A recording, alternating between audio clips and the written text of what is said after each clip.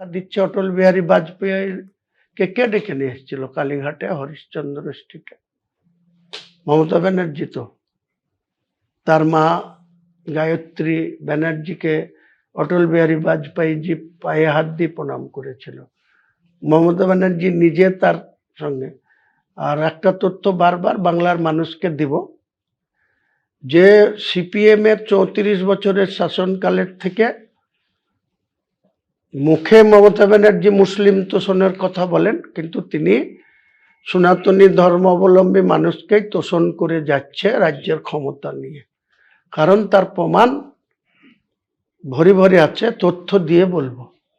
কারণ যেদিন 13ই মে 2011 34 বছরের বাম সরকারের পতন ঘটেছিল, সেদিনকে ছিল 558টা বাংলায় RSS এর শাখা অফিস। আজকে সেই শাখা অফিস মমতা ব্যানার্জির মানে সমর্থনে, ডাইরেক্ট ইনডাইরেক্টের সমর্থনে, তার প্রশাসনদের সমর্থনে, দেখেও না দেখার ভান করে 12,000 বাংলার, যেখানে 37% মুসলমানের বাস, 62% গোটা বাংলায় অমুসলিমদের বাস, সনাতন ধর্মাবলম্বী মানুষের বাস। সেখানে মাদ্রাসা, তারা কোনো উগ্র মুসলমান না, মৌলবাদ না, তাদের আরবি পড়াশোনা করার জন্য, কোরআন পড়াশোনা করার জন্য তাদেরকে মাদ্রাসাগুলা, খারিজি মাদ্রাসা। সেখানে এক সময় দেখবেন ডোমকলের মতো জায়গায় দাঁড়িয়ে বুদ্ধদেব ভট্টাচার্য 235 জিতার পরে তিনি বলেছিলেন যে মাদ্রাসাগুলা RSS এর আকড়াখানা। তাকে 3 দিনের মধ্যে পিছু হটতে হয়েছিল। সেই বক্তব্য থেকে তিনি সরে এসেছিলেন, উইথড্র করেছিলেন। তো মমতা ব্যানার্জি 10,000 খারিজি মাদ্রাসার স্যাংশন দেবো বলে ক্ষমতায় এসেছিল। এখন পর্যন্ত মাত্র 338 আর 235। তাহলে সংখ্যাটা কত হয়? 350 করে হলে 700, তাও না 600 কত হবে? এই মাদ্রাসাগুলা তাও আবার কৌশল করে আনএডেড কথাটা লিখে রেখেছে। আন কথাটা সরিয়ে দিলেই এই মাদ্রাসার 45,000 ছাত্রছাত্রী মিড ডে মিল পেত, যারা সবই মুসলমান, এবং 2,500 শিক্ষক, তারাও 20 থেকে 25,000 টাকা স্যালারি পেত। তারা মাত্র 5,000 6,000 টাকা করে স্যালারি দেওয়া হয়।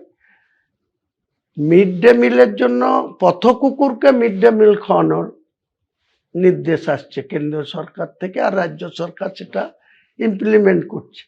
অথচ এইসব মুসলিম যেসব মাদ্রাসা, সেই মাদ্রাসাগুলো এতদিন ধরে মুসলমানদের পয়সাতেই, মুসলমানদের চাঁদাতেই, মুসলমানদের আর্থিক সহযোগিতাতেই কিন্তু এই মাদ্রাসা এখনো তারা নিজের পায়ে দাঁড়িয়ে চালাচ্ছে। তাহলে গদ্দার মুসলমানদের সঙ্গে কে কে দ্বিচারিতা করেছে, কে মিথ্যাচার করেছে? উনি নিজে বললেন SIR করতে দেব না, করব না, মানব না। সেই SIR হয়ে গেল। উনি নিজে বলেছিলেন যখন উমরপুর মোড়ে NH এর উপর রোড ব্লক হয়েছিল, তখন তাদের SP আনন্দ রায় কি করছিল, আশপাশের থানাগুলা কি করছিল? বিভিন্ন থানা থেকে যখন 50,000 লোক রাস্তায় দাঁড়িয়ে গেল, রোড ব্লকেড হলো, আইন শৃঙ্খলা দেখার দায়িত্ব কার ছিল? পুলিশের, সেখানকার SPর, সেখানকার OCদের, ICদের, SDPOদের। তারা সেখানে ব্যর্থ হয়েছে। উল্টে পুলিশের গাড়িতে অগ্নিসংযোগ হয়েছে ওমরপুরে। তারপরে ফলস্বরূপ হরগোবিন্দ দাস, তার ছেলে চন্দন দাস নৃশংসভাবে খুন হয়েছে। এই দায় কি মমতা ব্যানার্জির সরকার এড়াতে পারে? এই দুটো নৃশংস খুনের জন্য 13টা ফ্যামিলি আজকে শেষ হয়ে গেল, লাইফার হয়ে গেল তাদের। আমার যতটুকু জানা, পুলিশ সব জেনে 9টা ফ্যামিলিকে ফাঁসি দিল। যে 13 জনের সাজা হয়েছে, ওই ঘটনার সঙ্গে 4 জন যুক্ত ছিল। তাহলে পুলিশ আর যারা যুক্ত ছিল তাদের কেন পুলিশ খুঁজে বের করতে পারলো না? এ দায়িত্ব পুলিশকে নিতে হবে, পুলিশ মন্ত্রীকে নিতে হবে। তাহলে উদর ঘাড়ের বোঝা বুদর ঘাড়ে চাপিয়ে দিয়ে মুসলিম প্রীতি দেখানো, মুসলিমরা জাগছে, জাগবে।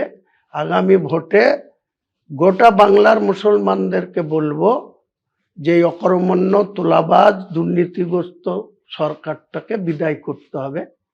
আমাদের প্রয়াত গণি খান চৌধুরী বারবার বলতেন যে সিপিএমকে বঙ্গোপসাগরে নিক্ষেপ করব, কিন্তু তিনি দেখে যেতে পারেননি।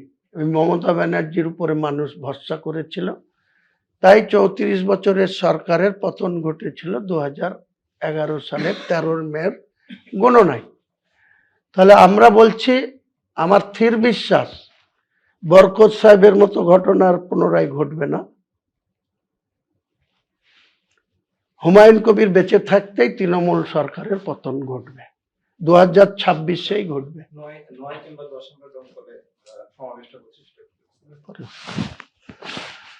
তো আগামী দিনে আমাদের পথ চলা শুরু হয়েছে নতুনভাবে। বাংলার মানুষকে বলবো, নতুনভাবে আমাদের সঙ্গে থাকুন। আমাদের একটাই লক্ষ্য, সাম্প্রদায়িক বিজেপিকে রক্ষা এবং মিথ্যাচারী নেত্রী মমতা বন্দ্যোপাধ্যায় আমাকে গদ্দার আখ্যা দিচ্ছে। তারা কত মুসলমান সমাজের মানুষের সঙ্গে প্রতি পদে পদে এই যে ওয়াকফ নিয়ে গদ্দারি করেছে। ওয়াকফ নিয়ে বলেছিল আমি একাই দেখে নেব, কেন্দ্র সরকারের অ্যামেন্ডমেন্ট মানব না। একটা মুখ্যমন্ত্রী এভাবে বলতেই পারে না। কোনো সরকার যখন কোনো অ্যামেন্ডমেন্ট করে, মেজরিটির বলে করে, তখন তাকে মানতেই হয়। উনি মানুষের কাছে ভাওতা দিলেন, মিথ্যাচার করলেন, ওয়াকফ মানা হবে না। সেই ওয়াকফ তলায় তলায় তাদের পিভি সেলিম মাইনরিটি দপ্তরের, আরেকজন আব্দুস সাত্তারকে মাদ্রাসা শিক্ষার মন্ত্রী ছিল বুদ্ধবাবুর গভর্নমেন্টে, তার মালদায় বাড়ি, তাকে বিনা কারণে বসিয়ে রেখেছে। নামটা শো করে 1.5 লাখ টাকার বেশি ফেসিলিটি তাকে দিচ্ছে। তার কি কাজ? সে মুসলমান সমাজের জন্য এই আব্দুস সাত্তার কি করেছে? এই গত প্রায় 1 বছর হতে চললো তাকে বসিয়ে রাখা হয়েছে। পিভি সেলিম আইএস অফিসার, সে বসে আছে সচিব হয়ে, প্রিন্সিপাল সেক্রেটারি হয়ে। তো এইসব, আর লোককে নিদান দিচ্ছে যে চপ মুড়ির দোকান করো, ঘুগনির দোকান করো। তো ওনার ফ্যামিলির অনেক লোক আছে, তাদেরকে করিয়ে দেন না, ওটা দিয়ে শুরু হোক না। তার ফ্যামিলির লোকরা কি করছে সেটাকে মানুষের কাছে আগে তুলে ধরতে হবে। আর লোককে নিদান দেবে যে তোমরা সব, এই যে যাদের 25,752 জনের চাকরি চলে গেছে, তাদের কি অবস্থা হচ্ছে। আজকে প্রত্যেকটা জায়গাতে দুর্নীতিতে ছেয়ে গেছে। তো সেই দুর্নীতি মুক্ত বাংলার নতুন সরকার আনতে আমরা অল আউট লড়ব। আমি 135 বলেছিলাম, আজকের দিনে আমি বলছি আমার যারা জোট সঙ্গে হবে, অন্ততপক্ষে এখন আমি বুঝতে পারছি যে আইএসএফ এবং মিম তারা আমার সঙ্গে হতে চলেছে বা হবে। আমি 182টা আসনে প্রার্থী দেবো আমাদের জোট সঙ্গীদের নিয়ে। কাকে কটা ছাড়বো, তারা আমাকে কটা ছাড়বে, সেটা তাদের সঙ্গে কথা হবে, তখন সেটা সময় মতো জানতে পারবে। এবং এই 182টা সিটে লড়াই করে আমরা কি রেজাল্ট আনবো, কাউন্টিং এর দিনে মিরাকেল রেজাল্ট হবে, এইটুকু বলে দিচ্ছি। মিরাকেল রেজাল্ট হবে, যেটা বাংলার রাজনীতিতে অনেক প্রবীণ এবং দক্ষ রাজনীতিকরা ফেল করেছিল, তারা সাকসেস পায়নি। কখনো তারা বাংলা কংগ্রেস করেছিল, আবার বন্ধ হয়ে গিয়েছিল। কেউ সিপিআই থেকে সিপিআইএম হয়ে সাকসেস হয়েছিল। কিন্তু বাংলার রাজনীতিতে আগামী দিনে আমি এবং আইএসএফ আমরা একটা জোটবদ্ধ হচ্ছি। তার সঙ্গে আইএম আসাদুল্লাহ ওয়াইসির দল যদি যোগদান করে, তাদেরও আমি ওয়েলকাম জানাচ্ছি।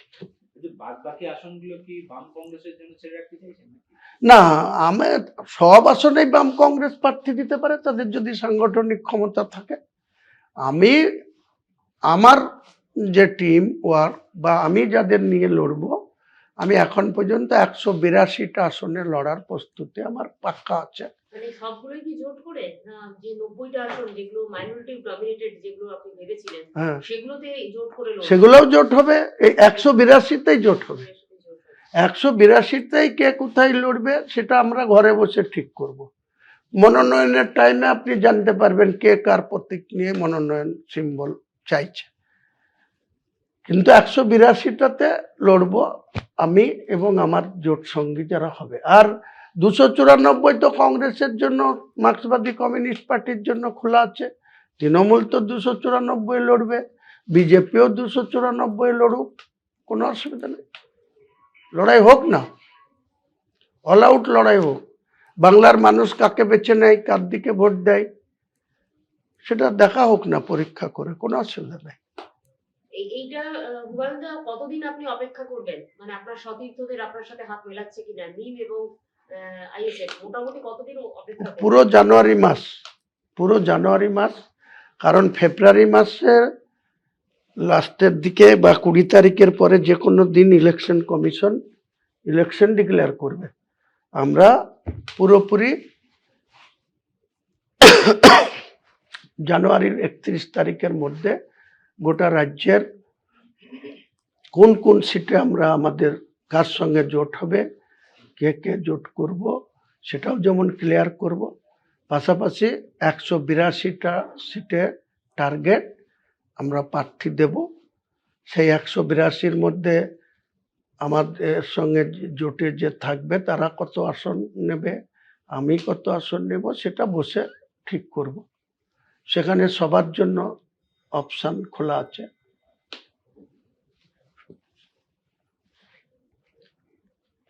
আপনার পূর্ণাঙ্গ জেলা এবং রাজ্য কমিটি কতদিনের মধ্যে আপনি শেষ করতে চাইছেন?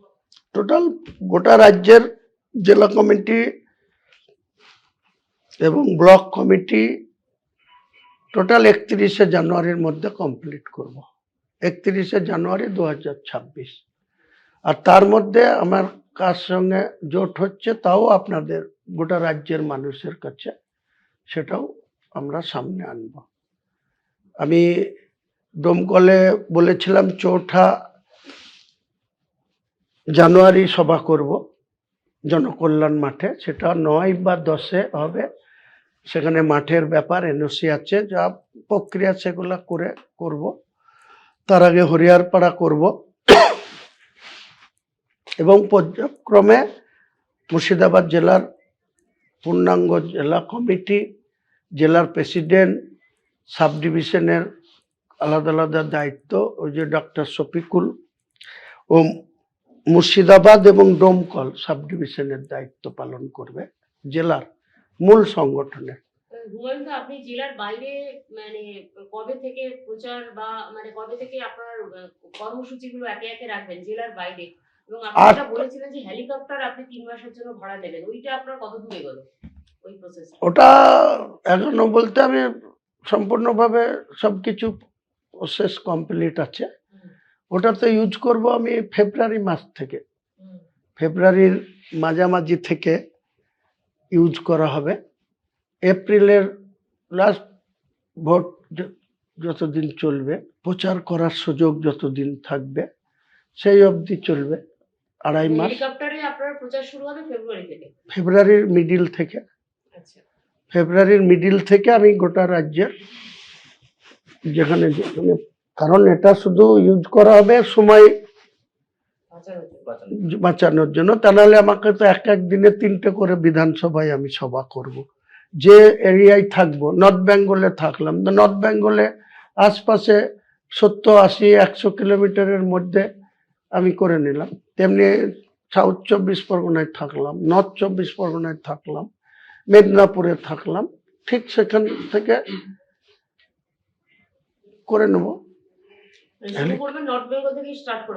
হ্যাঁ, হ্যাঁ, উত্তর দিনাজপুর, কুচবিহার, মেখলিগঞ্জে প্রার্থী দেব, তুফানগঞ্জে প্রার্থী দেব, এরকম যেখানে যেখানে আমাদের ক্যান্ডিডেট থাকবে, আমার যারা জোট সঙ্গী তারাও আমার সঙ্গে হেলিকপ্টারে প্রচারে যাবে। তাদের কোনো সিটের হয়েও আমি প্রচারে যাব, তাদেরকেও আমার যেসব সিটের জন্য প্রচারে নিয়ে আসবো। কোনো তারকা প্রার্থী থাকছে আপনার? সেটা সময় কথা বলবে ভাই, এত তাড়াতাড়ি এত আগ্রহ দেখানোর কোনো দরকার নেই। তারকা থাকবে না সেলিব্রিটি থাকবে, তো একটা সেলিব্রিটি নিয়ে নিচ্ছে, এদের তৃণমূলেরই দলে ছিল শোয়েব আহমেদ কবির, সে তো নায়কের ভূমিকায় অভিনয় করেছে, এখনো তার সিনেমা চলছে। তো এরকম অপেক্ষা করেন না, শিক্ষাবিদ কামাল আসবেন, তাকেও আমি কোনো জায়গায় লড়াতে পারি, তো এরাও তো তারকা। এবিপি আনন্দ, এগিয়ে থাকে, এগিয়ে রাখে।